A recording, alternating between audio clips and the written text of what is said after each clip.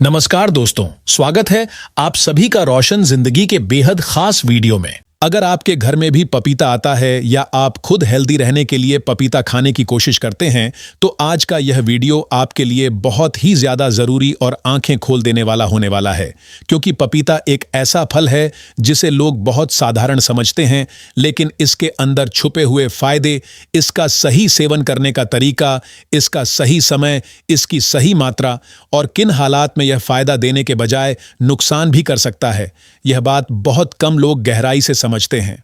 बहुत से लोग सिर्फ इतना जानते हैं कि पपीता पेट साफ करता है और पाचन के लिए अच्छा होता है, लेकिन असली सच्चाई इससे कहीं ज्यादा गहरी, विस्तृत और समझने वाली है।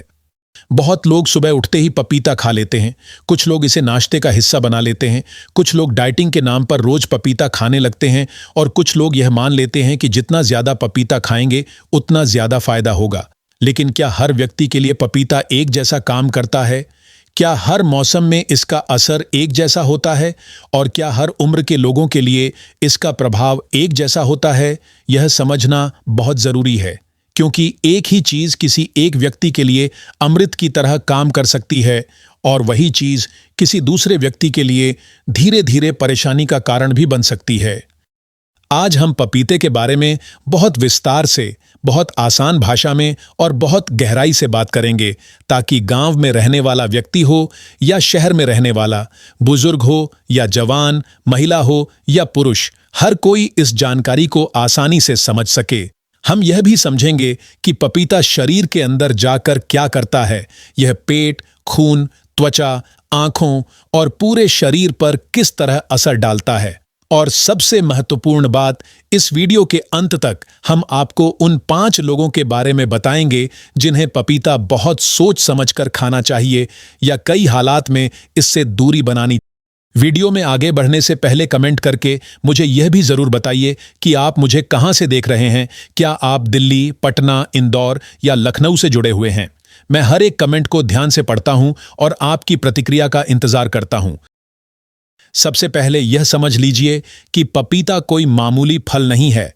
इसमें फाइबर पाया जाता है, विटामिन ए, विटामिन सी और एंटीऑक्सीडेंट तत्व पाए जाते हैं, जो शरीर को अंदर से साफ करने, पाचन को बेहतर बनाने और त्वचा को स्वस्थ रखने में मदद करते हैं। यही कारण है कि कई लोग इसे सुबह के समय खाना पसंद करते हैं, ताकि पेट हल्का रहे और दिन की शुरुआत अच्छी हो। अब जरा एक सामान्य स्थिति की कल्पना कीजिए।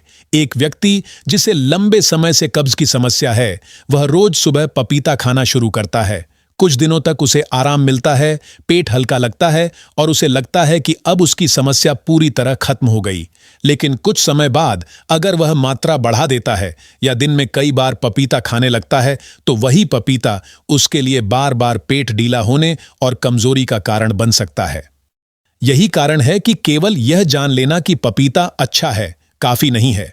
यह समझना भी जरूरी है कि कितना खाना है, कब खाना है और किसे खाना चाहिए, क्योंकि शरीर की जरूरत हर व्यक्ति में अलग होती है और उसी के अनुसार चीजें काम करती हैं।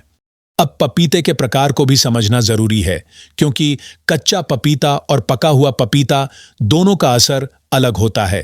कच्चा पपीता थोड़ा भारी हो सकता है और हर किसी के लिए आसानी से पचने वाला नहीं होता, जबकि पका हुआ पपीता नरम, मीठा और हल्का होता है, जिसे कई लोग आसानी से पचा लेते हैं। लेकिन यहां भी एक गलती होती है। कुछ लोग बहुत ज्यादा पका हुआ और बहुत मीठा पपीता खा लेते हैं, जिससे शरीर में शुगर का असर बढ़ सकता है। वहीं कुछ लोग आधा कच्चा पपीता खा लेते हैं, जिससे पेट में भारीपन या गैस हो सकती है। इसलिए सही पका हुआ पपीता चुनना भी बहुत जरूरी होता है। अब बात करते हैं समय की, क्योंकि पपीता कब खाया जाए, यह बहुत बड़ा सवाल होता है। बहुत लोग कहते हैं कि सुबह खाली पेट पपीता सबसे अच्छा होता है। कई लोगों के लिए यह सही भी हो सकता है, क्योंकि उस समय पाचन तंत्र खाली होता है और फल जल्दी पच सकता है। लेकिन हर किसी के लिए खाली पेट पपीता सही हो, यह जरूरी नहीं है। कुछ लोगों को खाली पेट पपीता खाने से हल्की जलन, गैस या बेचैनी महसूस हो सकती है। इसलिए जरूरी है कि आप अपने शरीर की प्रतिक्रिया को समझें और उसी के अनुसार निर्णय लें। अब जरा एक और स्थिति सोचिए। एक व्यक्ति रात में भारी खाना खाता है, फिर सोने से पहले पपीता खा लेता है, यह सोचकर कि इससे पाचन अच्छा हो जाएगा। लेकिन कई बार यह उल्टा असर कर सकता है क्योंकि रात में पाचन धीमा होता है और पपीता भी सही तरीके से काम नहीं कर पाता। अब बात करते हैं मात्रा की, क्योंकि यही सबसे बड़ी गलती होती है जो लोग करते हैं। बहुत लोग यह सोच लेते हैं कि पपीता हेल्दी है, इसलिए जितना ज्यादा खाएंगे उतना ज्यादा फायदा होगा, लेकिन शरीर को जितनी जरूरत होती है उससे ज्यादा लेने पर वही चीज नुकसान भी कर सकती है। अगर कोई व्यक्ति बहुत ज्यादा पपीता खाता है तो उसे बार बार टॉयलेट जाना पड़ सकता है, शरीर में कमजोरी महसूस हो सकती है और कई बार शरीर ढीला सा लगने लगता है। इसलिए संतुलन सबसे जरूरी चीज है। अब बात करते हैं पाचन की, क्योंकि पपीते को लेकर सबसे ज्यादा चर्चा यही होती है। कुछ लोग कहते हैं कि पपीता पेट साफ करता है, कुछ कहते हैं कि इससे पेट ढीला हो जाता है और कुछ लोग कहते हैं कि उन्हें इससे गैस होती है। सच यह है कि यह सब व्यक्ति के शरीर, मात्रा और समय पर निर्भर करता है। अगर सही मात्रा में और सही समय पर पपीता खाया जाए तो यह पाचन को संतुलित रखने में मदद कर सकता है, लेकिन अगर गलत तरीके से खाया जाए तो यही पपीता समस्या भी बना सकता है।